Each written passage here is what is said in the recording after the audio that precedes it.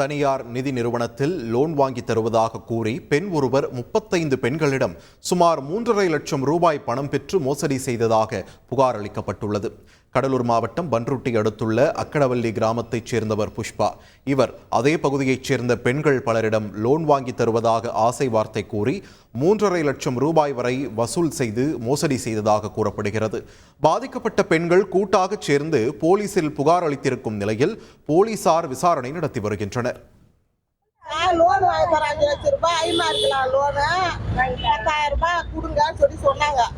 சரி சார் சொல்லிட்டு நாங்கள் 10,000 ரூபாய் கொடுத்துட்டு சார் லோன் தரேன்னு சொன்னாலும் நாங்கள் நம்பி இருந்தோம். ஆஃபீஸும் கிடையாது ஒன்றும் கிடையாது, ஏமாத்திட்டாங்க, அவ்வளோதான் அப்படின்னு சொல்றாங்க. இப்போ அது பணம் வராது, வேஸ்ட்டாக கட்டாதீங்க, போராடி எடுத்து போனீங்கன்னா என்ன காசெல்லாம் வாங்கி கண்ணால பார்ப்பீங்க அப்படி சொல்லிட்டாங்க. நாங்கள் சார் நாங்கள் போய் என்னாலும் முடிச்சு நான் பார்த்துட்டு நாங்கள் உங்களை நம்பி வந்துட்டோம்.